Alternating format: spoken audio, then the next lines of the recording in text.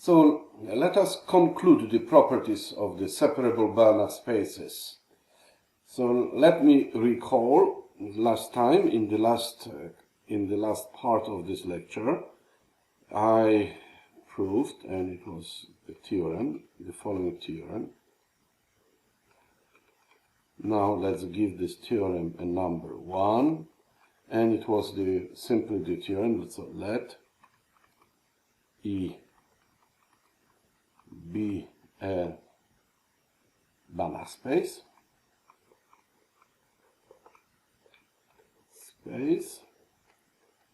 Then the following conditions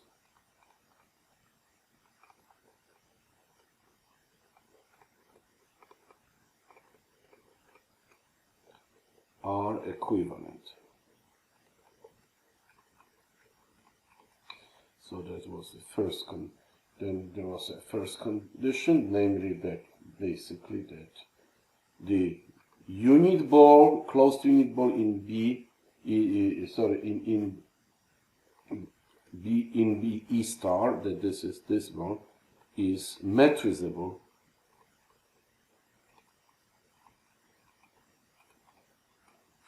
with respect to weak star topology, and this is the topology. This is E star E, and the B, that the space E is separable. E is separable. E is separable. There is a dual version of this theorem. The dual means dual, put it like this in quotation, version of theorem 1 can be formulated as follows.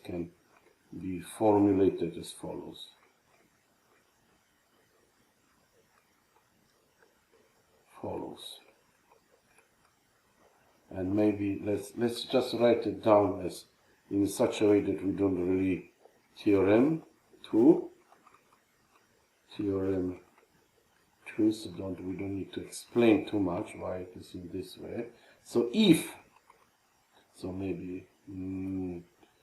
so we start properly. Let E be a Banach space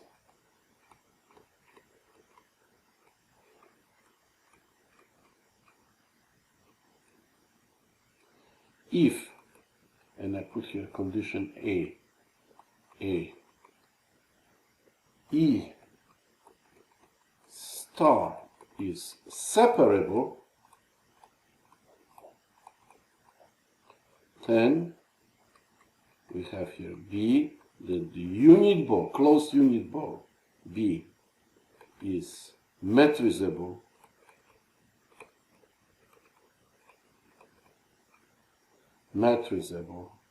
with respect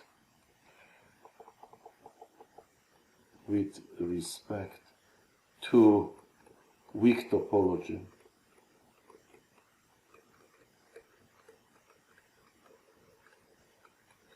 sigma E star. Actually, these two conditions are also true. So in fact, I put it like this. In fact,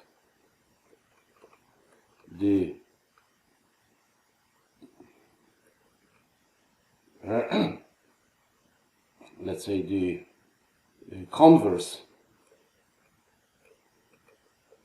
implication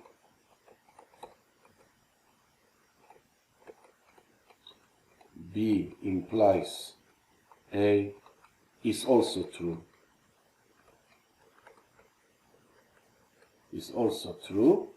And except it's a little more delicate and more, let's say, it requires more work. So we will not be doing it in this course. So So look in the literature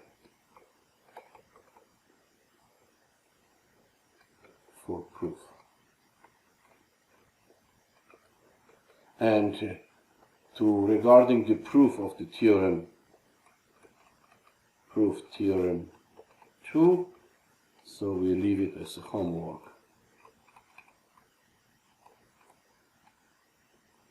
Because it is exactly in certain way a dual version of the proof of theorem 1 as it was done in the last class. So there is no difference except just exchanging the vectors to functionals and functionals to vectors, and we will have exactly the same proof. So this will be done as your homework, just to make sure that we have an opportunity to let's say to revise carefully, repeat carefully all the steps of the proof of the theorem 1 in this particular direction. So let me write the next statement. So corollary.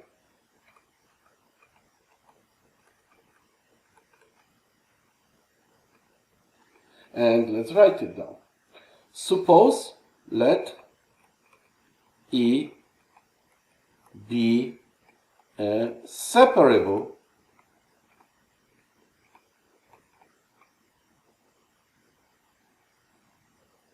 Banach space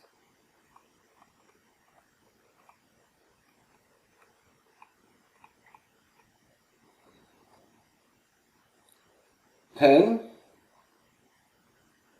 and maybe and let Fn be a bounded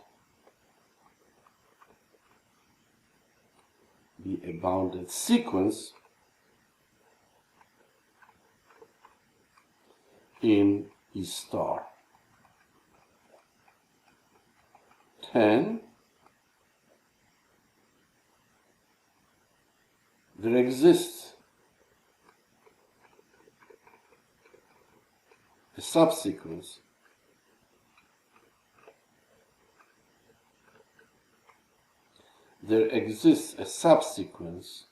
put it like this, f and k of Fn, such that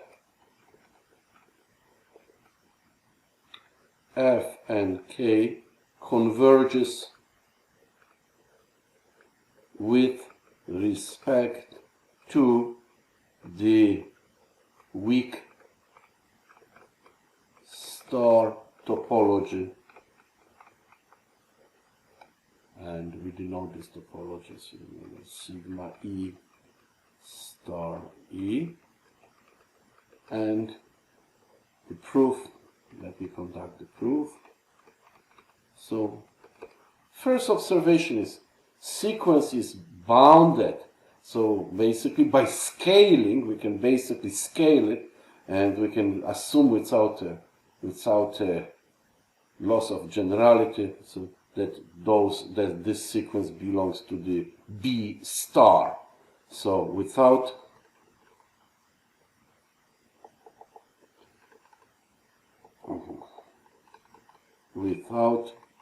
loss of generality by scaling, remember generality, we can assume that this sequence Fn is contained in the B star. That means simply that Fn, all elements are smaller in term of 1. Okay, since B star is metrizable, this is by our theorem 1,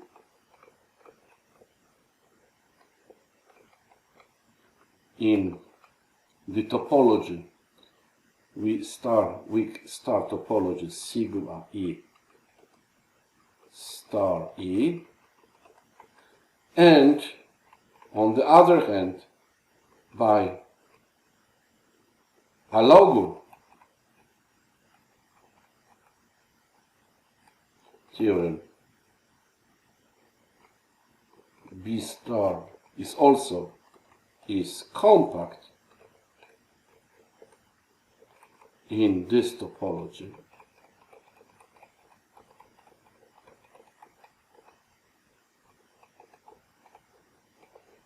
thus we are dealing here with the compact metric space, thus B star with the topology with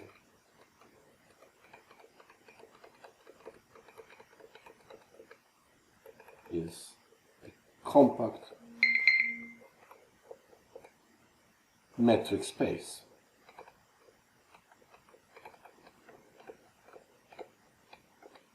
So every sequence contains convergent subsequence. Every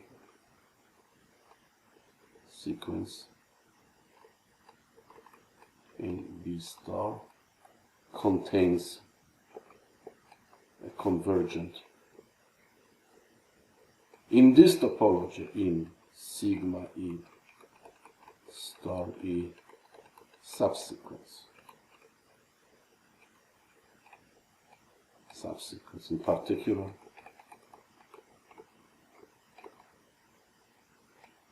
convergent, maybe write it down, particular weakly star convergent subsequence F and K exists. So we got the existence of such a subsequence. So, and let me formulate the additional result. Maybe, let's say, put it like this, let's say theorem. So theorem 3 for today, for this lecture 3, and this will be like this. Let E be a reflexive Banach space, and Xn contained in E a bounded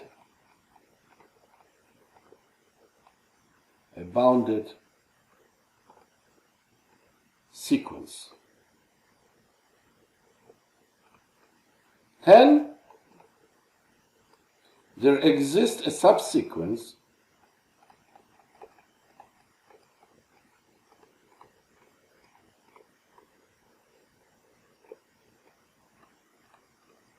X and K of Xn, which is weakly convergent. That means in the weak topology E is convergent, is weakly convergent. So that's the space. That's the statement. Let me do the proof, and the proof is as follows. So let's write proof. So we have here, okay. So let's say like this, as before in the previous theorem, by scaling we can assume that for every n our sequence xn is just smaller equal than 1. That means xn actually is contained in this closed unit ball, and defined the subspace L, to be span by this sequence xn and take the closure. So notice that L is closed and L is also separable. Close is clear because we take the closure. So let's just show me what is why it is separable. Indeed, take a countable set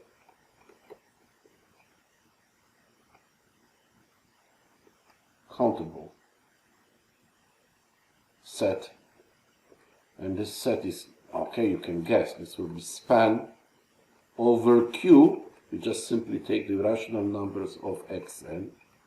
So call this set S. So S is dense in the subspace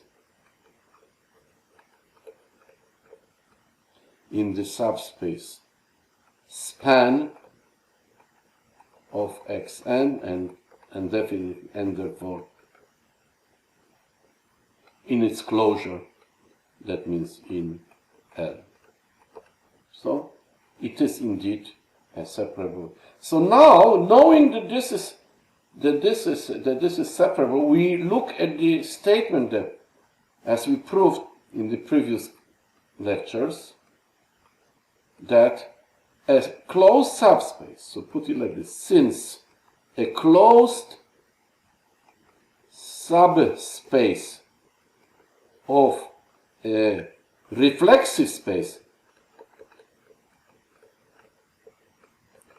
is also reflexive. Reflexive Banach space should be written as Banach space is also reflexive. It follows that L is reflexive. So we have here that two things. So we have here that, put it like this, L is reflexive and L is separable. So we know by our previous results from this lecture that L star, this is if and only if, is reflexive and L star is separable. So since L star is separable, then by our theorem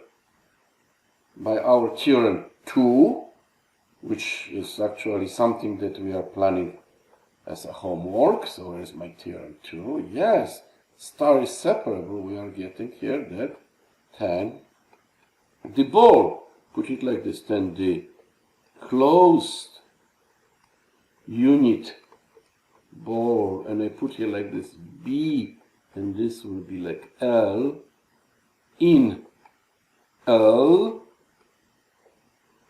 is metrizable.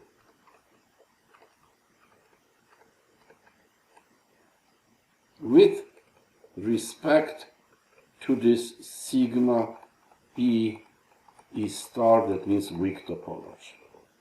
It's metrizable. And moreover, since L is reflexive, and on the other hand,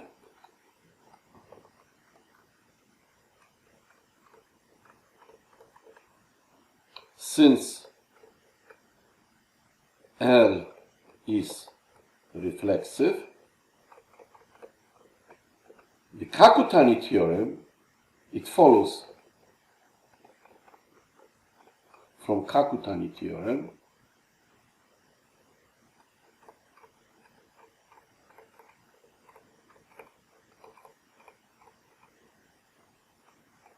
that this ball R is compact in this topology, in this weak topology.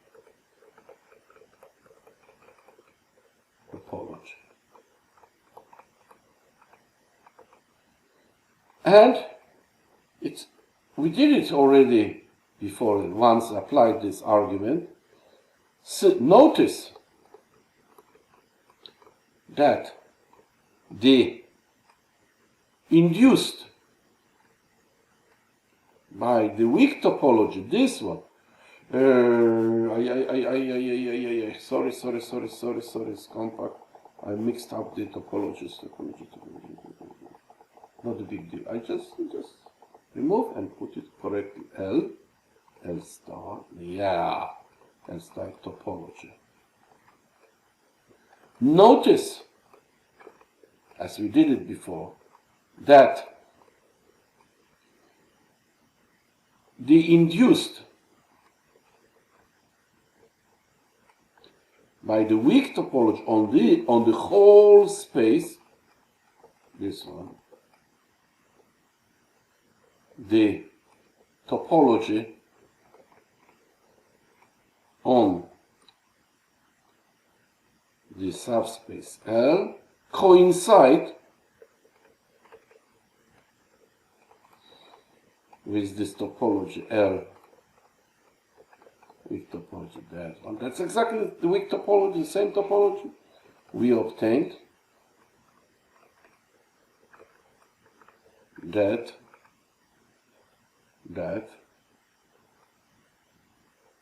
BL is a closed subspace, is a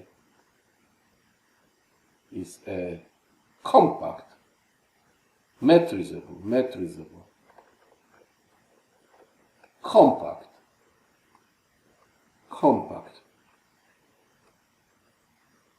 space set, okay, space with respect to weak topology. And since this is metric space, and therefore every sequence Xn, in particular, in every sequence in particular, every sequence in BL, in particular, sequence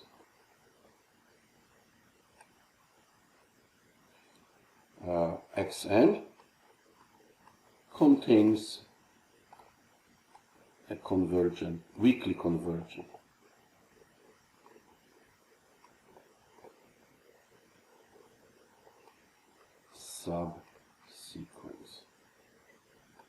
subsequence. So that's the end. That's the end of the thing. Notice that it was actually one of the